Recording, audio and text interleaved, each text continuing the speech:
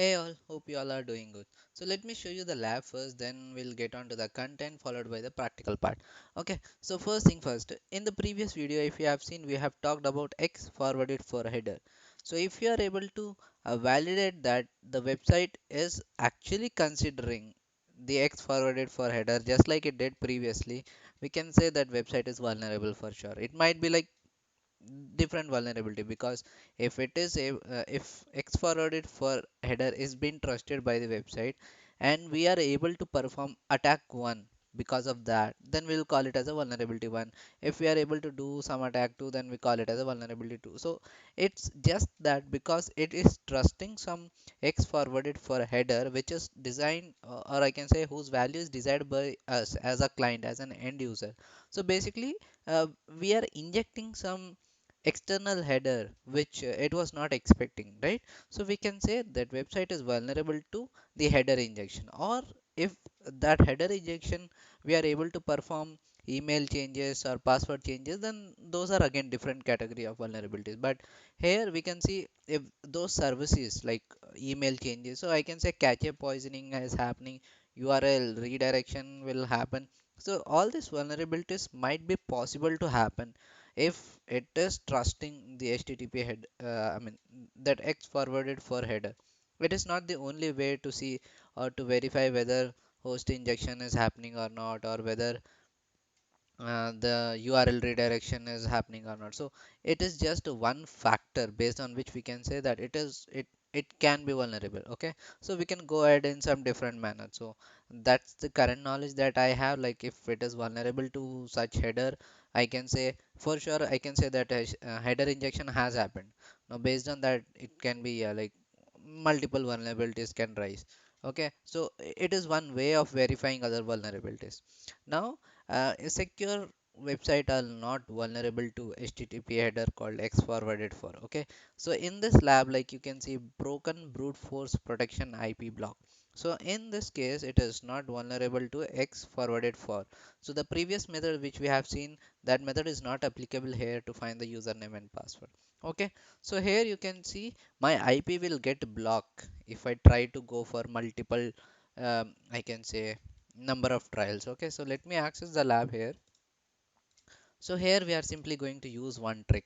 And what is that trick? So like suppose the password or I can say IP gets blocked after 5 retries. Okay, what happened here? Okay, it is loading. Yeah, getting to the point. So if suppose, yeah, let me tell this. So suppose there is a counter. Okay, if I try for 5 times, the counter will increment like 1 2 3 4 5.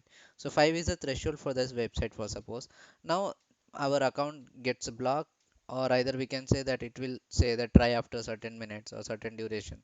So that is what IP block means. Okay, so here what we are going to do is we are going to do suppose 4 trials, and because fifth is the threshold, I am going to log in into my account so that my IP, the counter associated with my IP will become 0. So again I'll do 4 random brute force, then fifth time I'll log in with a valid credential, then 4 some random I can say brute force, then fifth one will be my actual. So this is the trick that we are going to follow so that the counter associated with my IP address to block or to provide the number of trials for this IP will be like bypassed. I hope the trick is clear now, and I know it's not a big trick, but yeah, that is a way that is present and we can try this for different situations. So this is the example that lab is giving us to understand this trick. Okay, so let's go so if I go to my lab, yeah, here is my lab, right? So I have given one correct credential, that is username and password. So what I'm going to do is first time I'm going to log in with Carlos and the password will be my brute force attack. The second time I'm going to do the proper credential, that is proper login. So at this point of time, the counter associated with my IP will become 0. Okay. Again, I'll try to do the brute force attack on Carlos. Then again this. So this cycle will repeat until and unless I get the password of Carlos. So that's the whole trick behind this lab. So if you understood, you can skip to the next video because we are otherwise you can stay and watch this. Okay. So here we go. So this is the username and passwords that, okay, let me close everything. Okay, login. just to verify that this is the username and this is the password, whether those are correct or not. Okay, login. So you can see I'm getting a logout option. So whatever credentials are given to us are working fine. Now what we are going to do is there is this list of passwords given to us. We are going to do brute force on them against Carlos. Okay, so you can see these are the passwords, right? So I have already created a payload where I'm doing like the Carlos, this password, then Weiner, the original password, then Carlos. So how is it going is the literal, I can say victim username, random password, or I can say brute force password, actual customer, actual password, then after counter becomes 0, then victim username and victor password, victim's password. Okay, so that is how we are going to prepare the payload. So I have copied this complete thing and I have pasted it here. Okay, and after every alternate I have pasted the correct credential of, you can see, Viner. So I'm trying to make the counter as 0. I hope now the payload creation part is clear. So we are going to open the burp suite now. So first we need to get that request, right? So let me go on to the actual site and close all the other.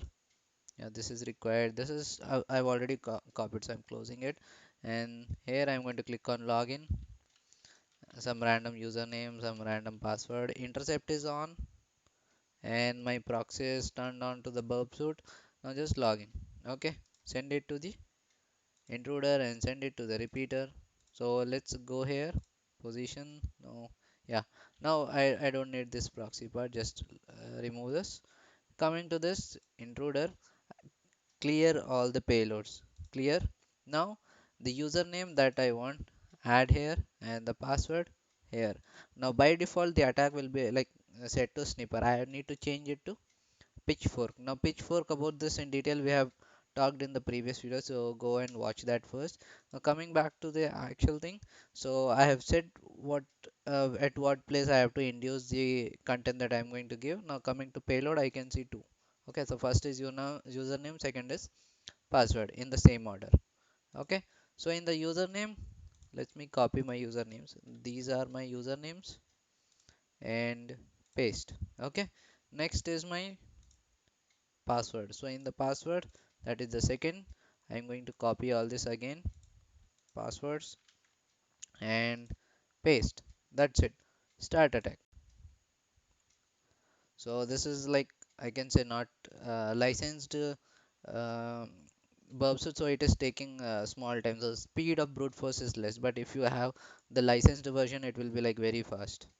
Okay, so let me, I don't want Carlos because oh sorry, so let it happen first. So we know that Weiner and Peter is correct. So for them, we are going to get, what happened? 302 is not getting.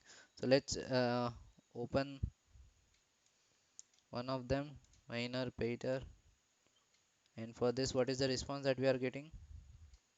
You may had, you made too many incorrect login attempts. Right, right. I closed that, but that was working fine. So why it was showing 200 for everything is because I have sorted it by the username of the Carlos, which is wrong. Okay, so this is Carlos, so I'm getting 200, and Weiner 302 for sure because this password is correct, right? So Weiner I am not worried about because for sure for every request of Weiner that will be correct. So I'm intended only for Carlos, so I'm going to filter that I want only Carlos. Okay, so now I'm getting all the 200. So the correct status code we have seen, like we were getting 302 for the Weiner and Peter. So I'm going to filter it again. I don't want 200, 400 or 500. I want only 302. So that's how we are filtering all the unnecessary stuffs and all. Because here I know that based on status code, I can assure that this is the correct credential. But if that is not the case, wait for the length and all. Okay. And then sort it accordingly. So we'll wait for some time. It's on the 48 thing. In between, let's open one request. Okay. So whatever is like in between, try to open and see the response what we are getting. So incorrect password means that is fine because we are seeing that if the CSRF token is not expired, if there is no such thing like too many retry items, which is not possible, but we need to make sure that we are unnecessary waiting and the response is struck because of some other issue which we are not aware of. So for that sake, you need to, like, in between, try to see the request and responses. So let's remove the 200 again, and we'll wait for the Carlos and 302 to come. So let me pause for a bit until this completes. As of now, you can see 95, 96, 97 requests are completed out of 200. So let me wait for it to complete, and then I'll resume back. So here I got, after at 129th request, I got 302 for Carlos, which is nothing but 1 2 3 4 5 6 5 6 times. Okay, so let me just go to my browser and try to fill in this. Okay, log. Let me refresh this. Yeah, recent. I have proxies turned off. Yeah, this is fine. Okay, now my, let me go to this request. So username is Carlos and password is 123456. Login. So yeah, now I'm able to see the logout thing, means that I have success. The credential that we got is successful. Now to complete this lab, we need to go to my account so that our name is getting reflected there. Okay, so now congratulations, you solved the lab. So that's it for today. So today we just learned one trick, and we came across that, okay, if this is the header that the website runs, then these are the vulnerabilities that are possible.